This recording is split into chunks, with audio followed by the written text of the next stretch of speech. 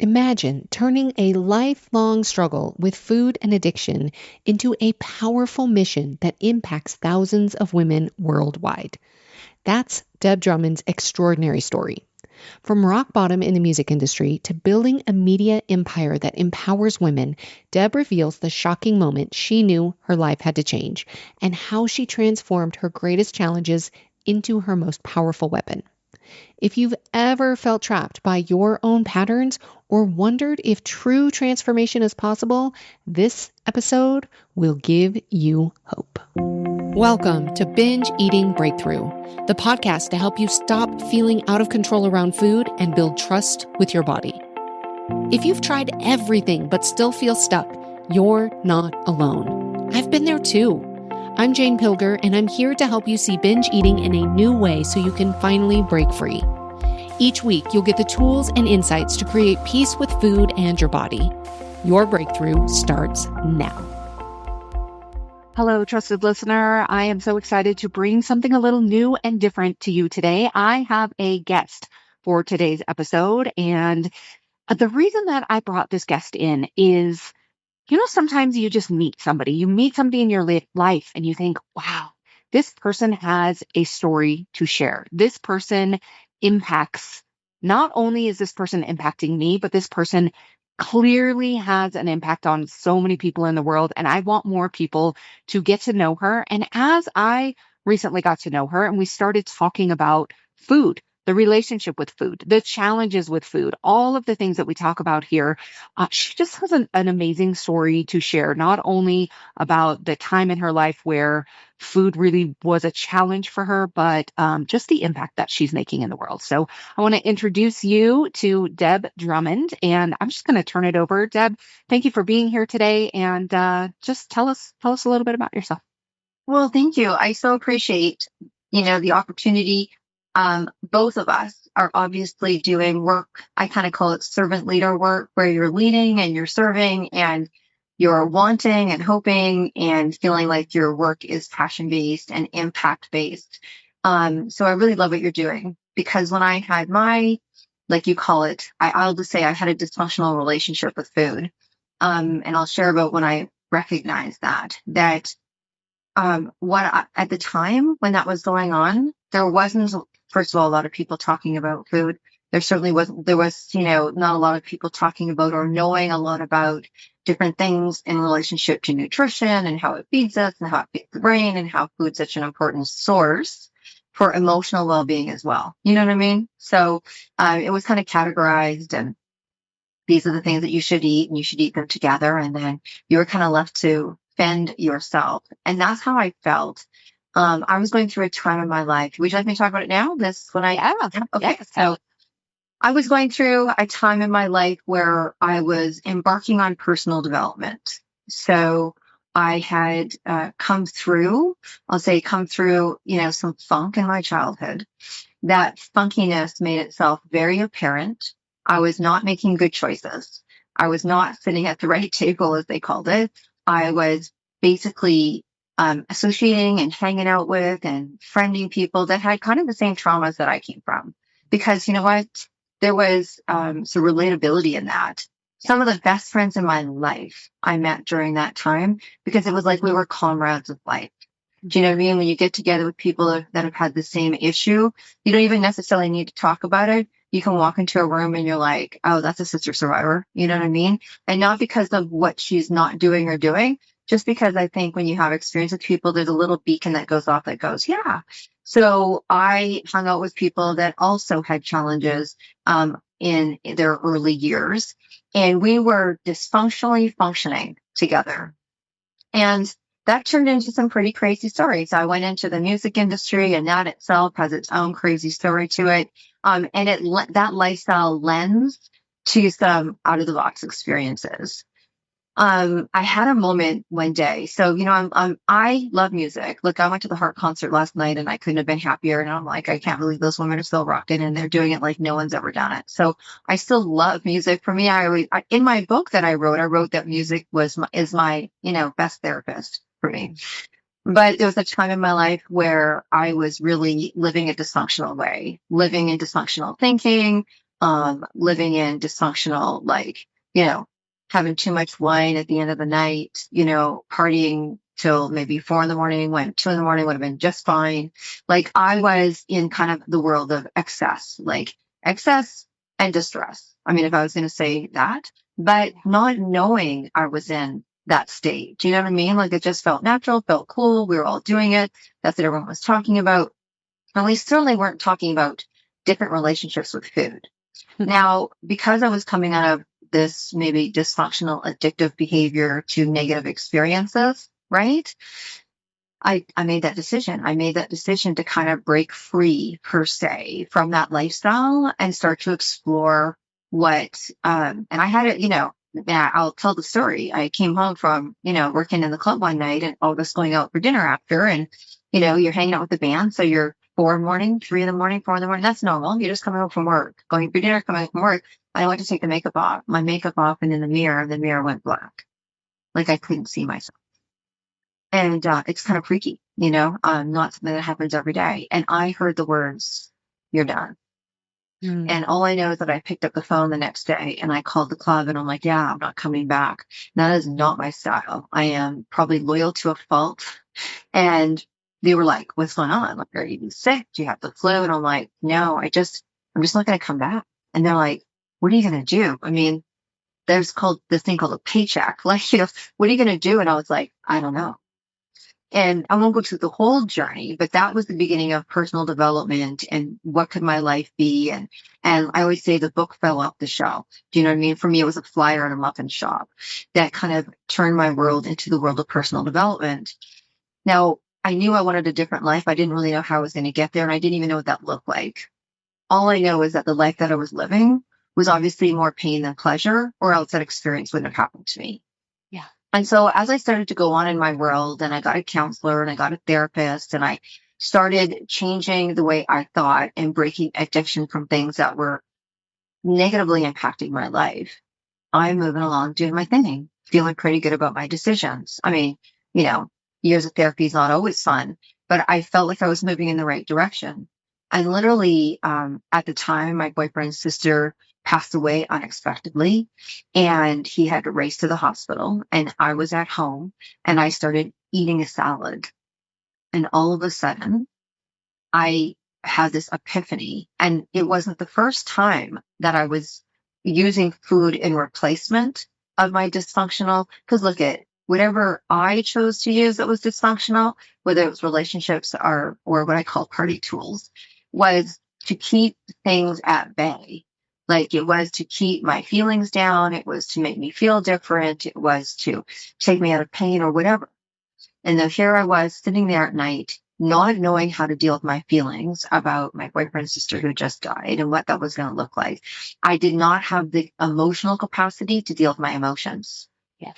But I went to eat a salad, and I realized what I was doing was super unhealthy. And it was the first time that I was doing a dysfunctional behavior with a healthy item. Yeah. And then I realized it's not the food, it's me.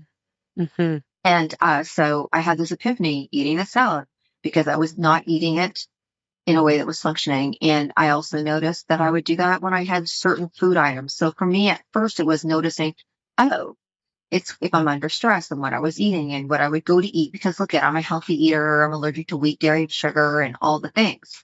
But I wasn't eating them healthy. I was using them as emotional tools to go kind of from one addiction to the other.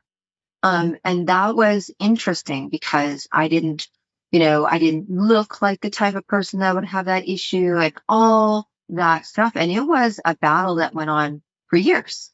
Right. And, because I was very familiar with the world of addiction, and I was helping people in addiction, and I was supporting people in addiction, I went from, my life turned upside down. My girlfriend said, because I used to work in music, girlfriend goes, "Oh, your life went from AC/DC to Enya." And that's it, from music to holistic health. I ended up owning a holistic health center and worked on 30,000 clients and all the things. And so in the beginning of that, when I was trying to figure out who I was, and I recognized that I was still using food as a supplement for my emotions, right? Not a supplement for my body. And it didn't matter if I picked healthy food or unhealthy food. I noticed that it wasn't, I wasn't using it in the right way or what felt right to me. not a lot of resources.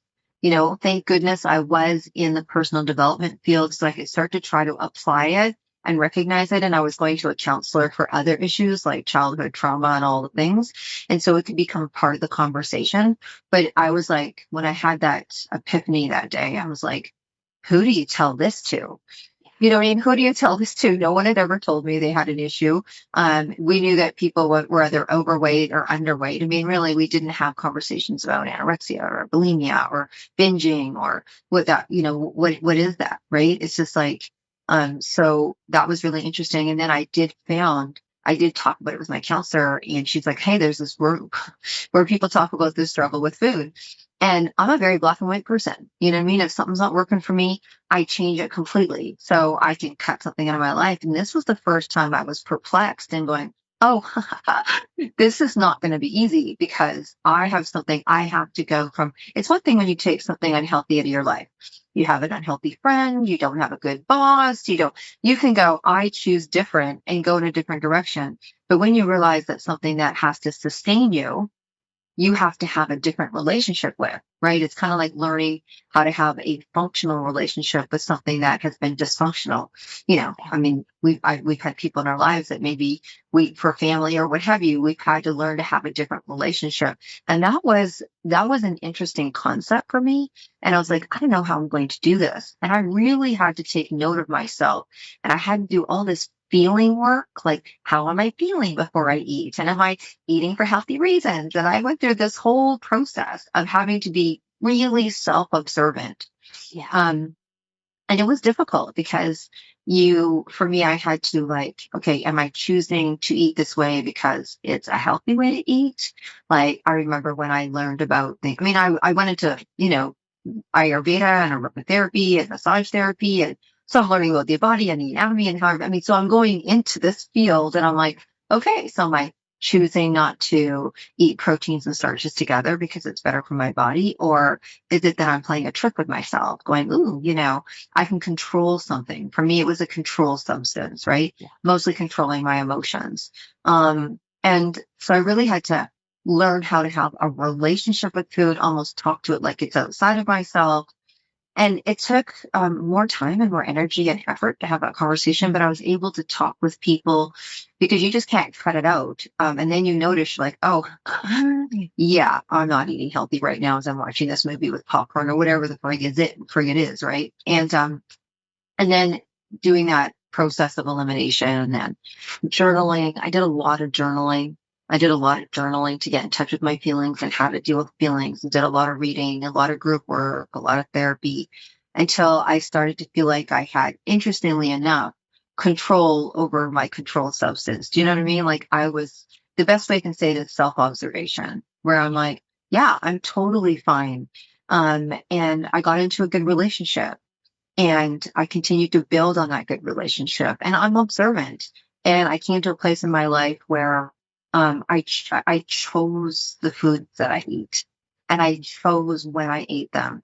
And people would say, well, you should have your biggest breakfast, big meal in the morning. I'm like, my body doesn't want that. My body wants to eat bigger at night. Well, it doesn't matter what your body wants. This is what my body. And so the journey to learn what my body wanted, how it wanted, when it wanted to receive, how it wanted to receive, and all that. I mean, that took a number of years. And then it continued to stay observant. One of the best things that ever happened to me for many reasons was getting pregnant with my daughter. And man, did that ever get me in check. Yeah. Because I made a decision at that time. I'm like, I'm going to trust my cravings or my observations. And I got really right with my body. It was a really incredible experience that got me super right and super in touch with my body. I'd had some years of personal development before that, but then that was really a catalyst for me.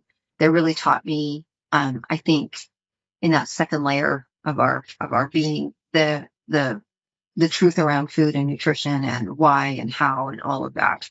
And then I continued to be on. So I have a really healthy relationship with food. I have a healthy relationship with myself. I know certain things and I don't experience that overeating thing anymore. I stop when I don't. I know what I do. I mean, I can't tell you the last time. I'm sure there has been where I'm like, don't eat that, or don't stop, like, because I know that emotionally I'm not in a good place. Mm. But for the most part, I feel like all that work that I did and then the self work, the self observation gave me a very healthy perspective on life. And I became part of that life. So, Well, and I think so often what you're describing is so true in that the relationship with food, when we have a challenging relationship with food, it's often reflective of a challenging relationship with ourselves.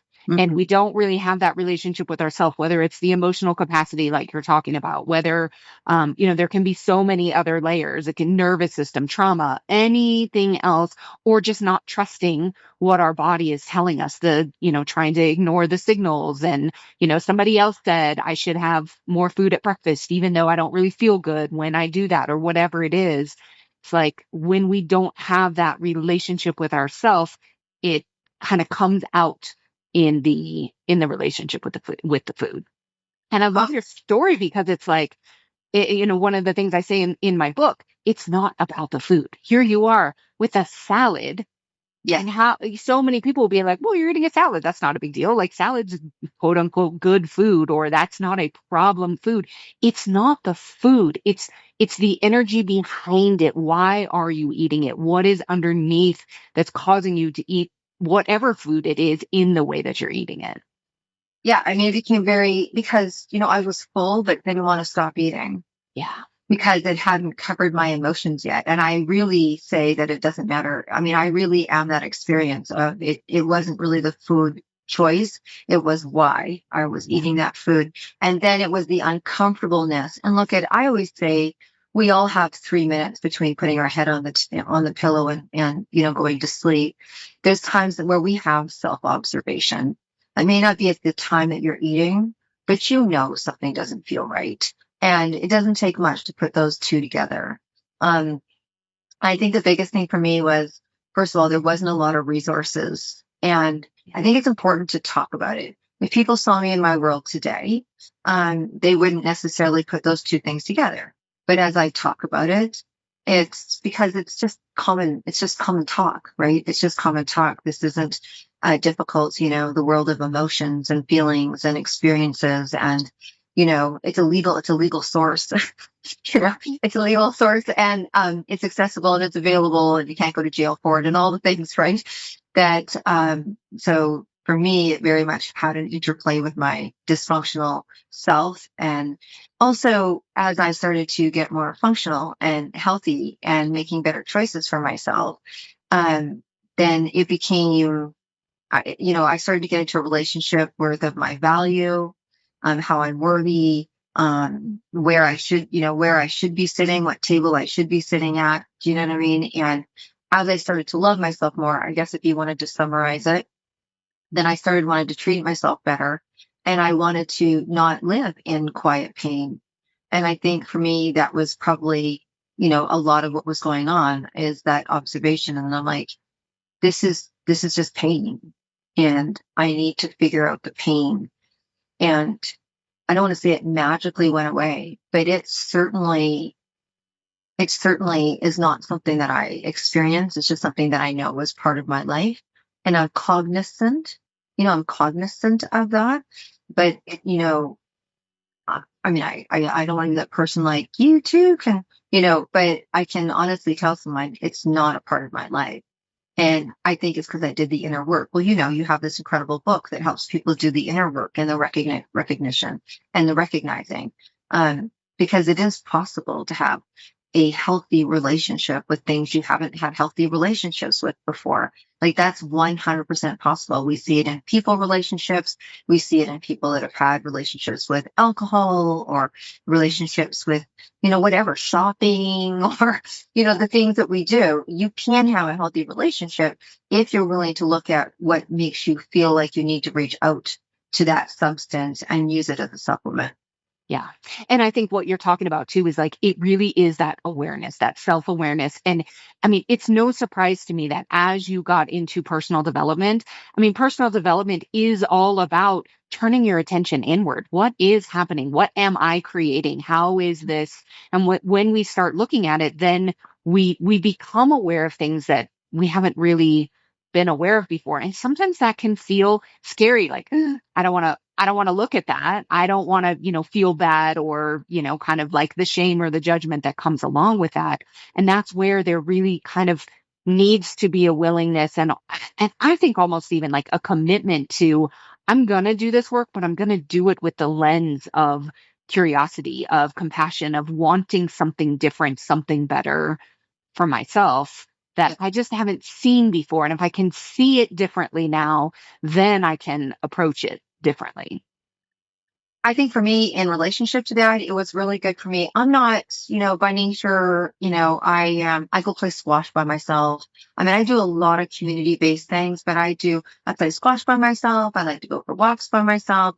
And if I had a choice on it, I'd rather prefer to do my therapy by myself, right? I'm a very private person, even though people would say, how could you be private? I live in life in media, but I am private with my private things. So the forced situation, because there was really nothing else at that time, was being in a group. It was really great to hear about different experiences because some of the experiences I didn't have, right, with food, and just to hear the vast difference and other people having to learn to have that interaction with food. And then knowing what my trigger points were. So look, if I was on my way to, I don't know, let's use an example. If I was on my way to go do some personal development work, as you say, so go to my therapist, I really needed to make sure and ask myself, I planned my day just like, okay, if you're more apt to eat dysfunctionally, that's kind of how I would call it, after you go express some emotions or you see this family member or you travel too much. I travel for work. And when you get tired, is that when you get weak? Right. I mean, it's not my experience now. I take the time to plan what I need and how to nutritionally take care of it. People go, how do you eat? You eat because I was gluten free for 30 years. It's not a new thing for me. I got very sick in my 20s. And so how do you plan? I go, you plan it because you're worth it. Right? If you need to plan a meal, if you need to take something with you so you don't get hungry and eat something that's going to make you feel not well, whether it's physical or psychological, like, I shouldn't have done that. Oh my gosh, no. And then you got the nice little rotation going on all day. I shouldn't have eaten that. I shouldn't. All those things, right? Yeah. So I was self-observant enough to make sure that if I was going to be in a situation where it was going to put me in a vulnerable place of not having healthy choices, I'd put a healthy choice in my purse, or I wouldn't go, or I'd make a different decision, or I'd do my appointment at the end of the day instead of the morning. It was going to make me feel like crap, and I was vulnerable to eating something not good for 12 hours versus 4 hours, Yeah. And so the orchestration, and that all is acts of self-love. That is all acts of self-love and self-care because we are responsible to take care of ourselves. And when you know that, then your responsibility becomes strong. And I found that very beneficial from a group standpoint, right? Yeah. That's one of the things that's so powerful. For example, I have a group program called Cultivate, where really we're cultivating safety, we're cultivating trust with ourselves. And there are so many powerful things about it, but one of them is being in a group with other people, hearing other people share their stories. And so many people have said, wow, it helps me so much to just know I'm not alone. Even if I can't entirely relate, sometimes I can entirely relate with what somebody else is saying. And other times I can't relate at all, except there's this shared struggle and this shared experience that I have kept by myself and kept a secret for so long that now I don't have to keep it a secret. It is such a powerful thing. Well, and I think that's it too. I mean, I don't know what anybody else's story, but I know that as I decided to dig into things and uncover things, it was like, I've had experiences out there. I am a survivor. For anyone who knows what a survivor is, and when I started to go into that work so I could heal myself from that, whoa, did I need to make sure that I was on top of my stuff because it was an unraveling time in my life and things got super intense with everything, right? And making healthy choices when you're, going through that, because that type of therapy isn't 3 weeks. You know what I mean? Like, I saw a therapist every 2 weeks for 2 years, right? And so we were unraveling and I needed to put yourself in safe environments or what that was. And also build this healthy relationship with something that I needed to feed myself. So I had to be very observant and conscientious on when I did and what I did and how I did. And if I didn't feel like it was going to be a good day, then, maybe I didn't go to therapy that day. Maybe I changed it to another day. Like all those boundaries that come in for ourselves. I don't know about you, but I've had to learn a lot about boundaries in my life. And as I go to bigger places in my career or different circles or what have you, I reestablish boundaries with people, but I also reestablish them with myself. Right. And making sure, what it is that I'm doing. And that could be choosing restaurants or that could be choosing friends. Yes. Right. But yeah, so I think all of that comes into play. Yeah. The other thing I think that's so powerful about your story is that, I mean, it's real. This work is not easy. This work is not fast. It's not, we don't just have an epiphany and decide to do the inner work and do the exploration, start getting really curious, start becoming more intentional and more responsible. And then it just, 1 week later, life is totally different. Like that's just not how it works in this kind of like society where there's this desire for, the quick fix or the immediate response. This is, you kind of said like an unraveling. I talk about it as an unwinding. It's the same thing. We're unraveling something that has been gathering the same kind of pathway for years, if not decades. Mm-hmm. Yeah. No, very true. Absolutely. And I think the other thing too is the common denominator when I talk to people that have, whether it's addiction in period. So for me, it was like addiction. When I talk about addiction, it's using something in an unhealthy manner to help fix something. So I talk about it like that. So people are like, well, I'm not addicted to food. Well, I wasn't addicted to food either. I just was addicted to how it made me feel or not feel. So that's what I'm talking about when I say that. And that unraveling, as you call it, or unwinding, is not easy if you choose to go down that path. But for me, just my experience is that by going down that path and having that recognition, I've had years of healthy living. I've had the freedom that people talk about. I've had, and it continues to stay that way, to the point where my way of thinking and my way of living is my way of thinking, way of living. And it's sometimes hard to go back there. But I can tell you that when I talk to anyone who I talk to that's had that experience, that shame spiral is so powerful. Yeah. And whether you're feeling it because of whatever, there's so many factors that can make sense. And some people are like, I don't know why I started eating unhealthy. I don't know why I wanted to look like this. I don't know why I wanted my body to look like this. I don't know why. And there's the challenge around food is so vast. It can go from, dysmorphia all the way to everything in between. But when you talk to people, there's a feeling. And one of the common things that when I was going through my healing, it was like aloneness and shame and something like we should have had control over food, which really is a lie, because what it's saying then is you should have had control over your emotions.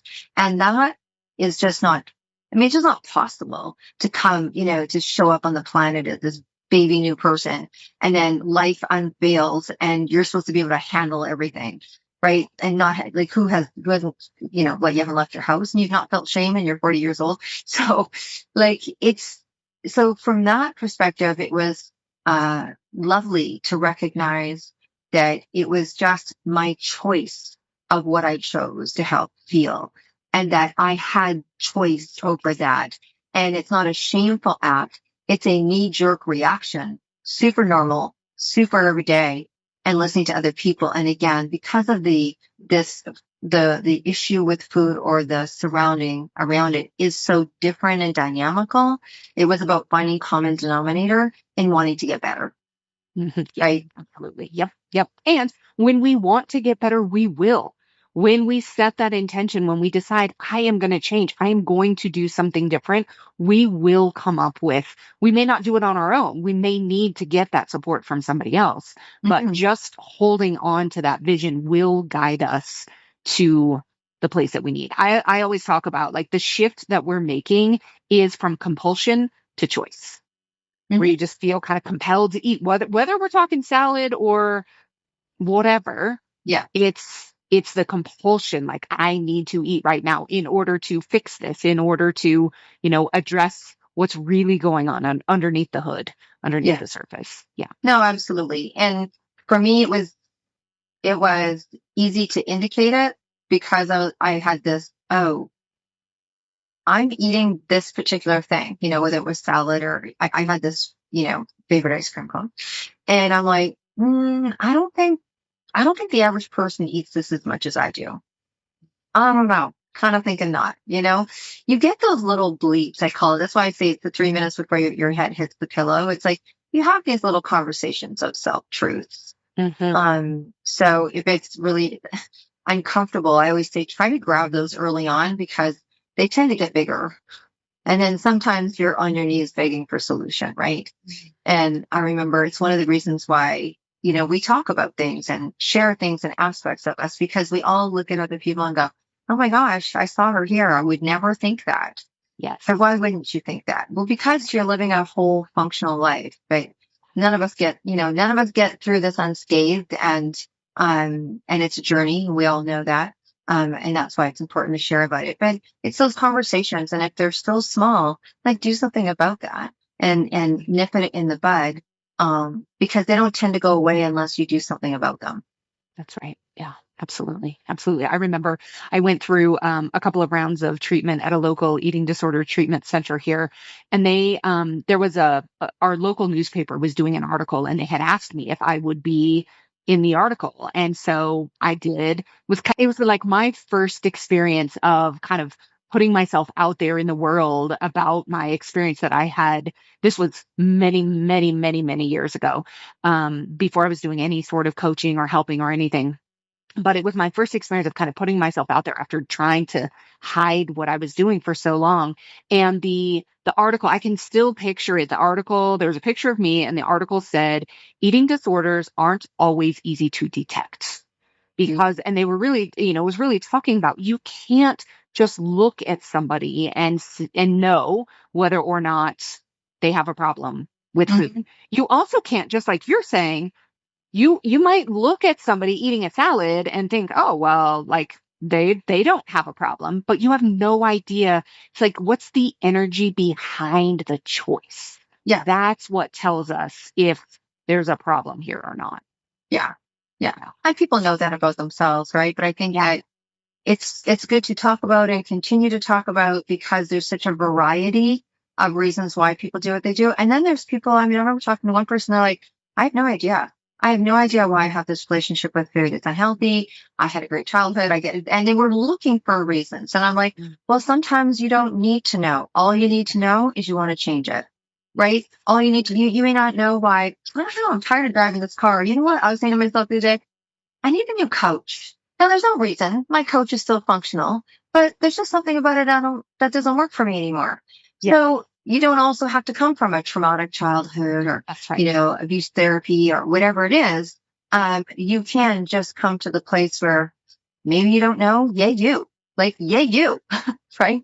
You just know that this doesn't work for you. And it could be, that you're in a work environment that you don't realize that there's a trigger, it's unhealthy, or you may not even know, and yay you, but you could just, shift and change and start to love yourself and make the change around this area of your life and all of a sudden have that freedom. And for me, there's a big reason why I like sharing is that I've had that change. I've had that freedom. It does not obsess my mind. I don't think about it. I remember being on a trip once because I was in that planning stage and you have to have this and you have to have that. And I have serious make my body sick allergies, which are related to food. So I had this kind of extra layer on it. And I remember we were traveling through Mexico. Oh my gosh, it was way before I had my babies and my daughter's 31. So I remember we were in this tiny little place in Mexico and I'm like, okay, we went to this store, we went to this restaurant and they had 2 things to choose from. And I had ordered something without all these things and we were hungry and it was 11 o'clock at night. And my partner that I was with at the time had no issues with anything, you know what I mean? So they could eat and my food came with all the things that I knew were triggerish for me. And there was nothing else in me. There was a different language that we were talking. They didn't get it. And I remember just sitting there bawling my eyes out, like bawling my eyes out that, oh my gosh, how am I going to have this relationship with something that I know could turn into something worse? And I can tell you, I never remember that until this conversation right now with you. But from that day to if that situation happened today, oh my gosh, it would be so easy to navigate and it just doesn't haunt me anymore. So I do want to send the message that you too can have freedom of the obsession. You can have freedom of why the obsession. You can have freedom from the pain of obsession. And like you said, it's a journey and everyone's short or long or what have you, you choose, who knows, but it's worth it. It's worth it. So out of curiosity, I'm sure other listeners are wondering too, if that were to happen, if let's say this happened last week, how would you navigate? Yeah. So first of all, I'm usually prepared if I travel. I learned from my experience if I travel. It's rare that you would ever see me travel, and I do it a lot, not have what I need to sustain myself and my body in my suitcase. So I know I'm covered no matter what. It just alleviates all sorts of things, right? Yeah. But let's say, for example, I didn't, then I would have a conversation with myself before I ate it. I'd be like, I would do a risk versus reward.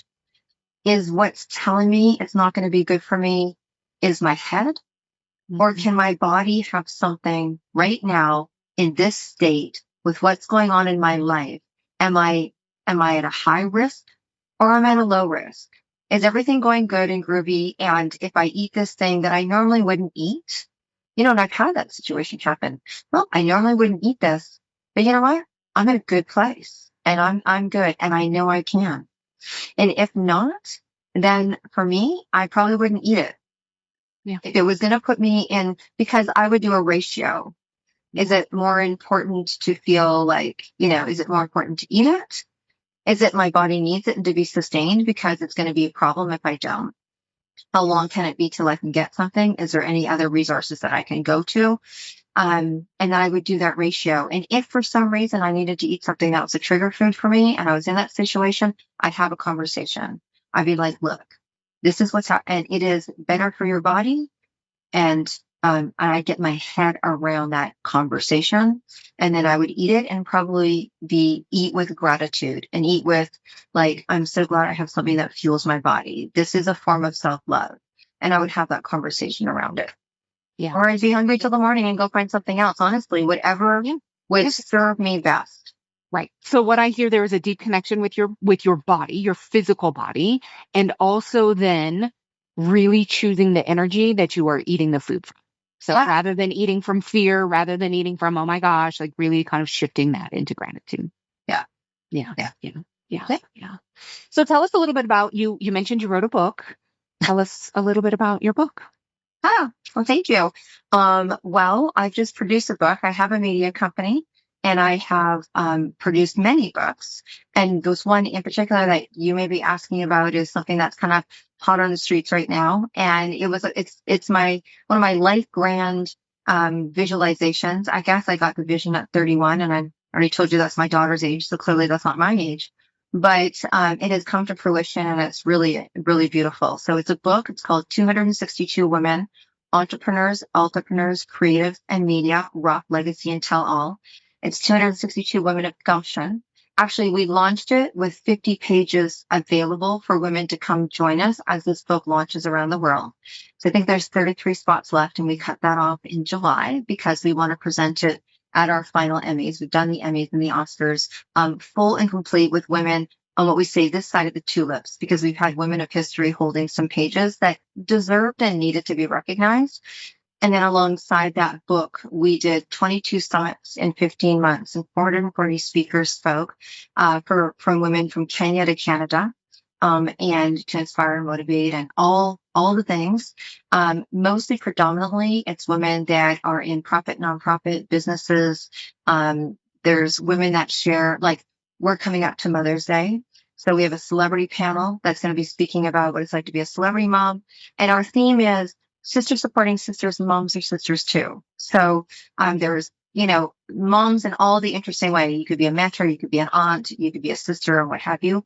It just celebrates that whole, women helping women, which is our theme. And we do 220 speaking spots a year for women to come on stage if they have a message, just like I'm messaging right now.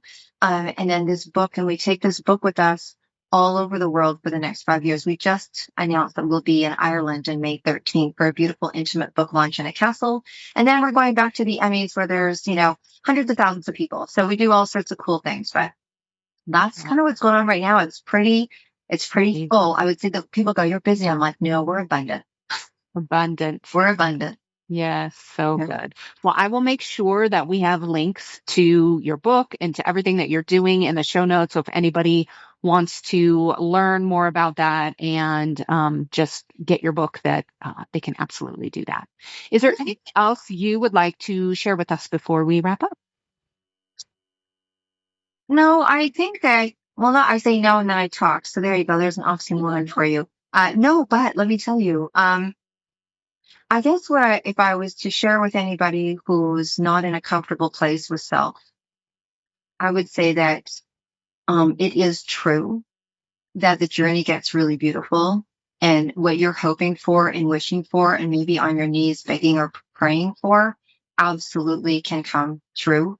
I didn't start this journey and this world in a very easy world, but I can tell you I'm over here in a house I never thought I would be able to, live with my children in. I have 2 beautiful, healthy children that are doing their thing and they're good humans. I have a business that's full of passion. I'm not going to say I didn't work for it because I just, it's nothing as a 24-hour fix. And now I'm on the other side of this, creating platforms for women to have their own empowerment. And so I've gone from not being empowered and not having control over the right things, right? Like my mind and myself and the right people and all this stuff. And it's been a journey probably of boundaries for me, but to be on this side, which is why the platform of the media company isn't just a business for me. It's about accessibility for people to come, no matter where you are. So I want to say that the summit and I've built 7 businesses and it's been the same mission statement to help, men and women stand up, speak up, and show up in your business and personal life.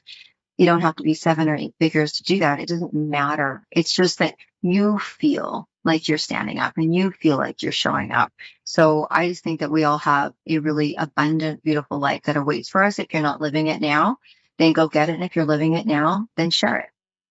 Amazing. So great. I love that. Stand up, speak up, and show up. And I think that so often when we're in a troubled relationship with food, it prevents us from doing exactly that, from standing up, from speaking up, from showing up, because if we have shame, if we have judgment, if we're just so consumed by the thoughts and everything else with food, it's like we know we want something else. I know that was the case for me. It's like I want something else, but this, this thing is really kind of holding me back from standing up, showing up, and speaking up in the way that I want. So I love what you're doing. I love the message. And if you are listening and, this is something, just know that it is absolutely possible. It's possible to change that relationship. It's possible to really break free, to become empowered for yourself, empowered to really make all the decisions that you want so that you can stand up, show up, and speak up in the way that whatever is on your heart and whatever it is that you have, the gifts that you have to bring to the world. So, Deb, thank you so much for being here and for sharing your gift and sharing just a piece of your story with the world. I'm sure it will be impactful for our listeners, and I'll make sure that we've got links in the show notes so people can connect with you. Oh, I so appreciate that. And yes, if there was an ask, it's just get yourself a book, because there's 262 women in there that have, and they're doing it. And the more we share that and inspiration, it's not about selling a book, it's about supporting, and you will receive, just like I was talking here today, there's so much power in that book that people tell me when they open it up, they feel like it has a bit of a glow to it. So your book, this book, the book, I believe that they all come at the right time, right? And really read it, take it in. Yeah. Amazing. So good. Thank you so much, Deb. Thanks. Bye. Bye. If you like what you're hearing on the podcast, you will love my new book, The Binge Eating Breakthrough: Why Food Isn't the Problem and What Really Is.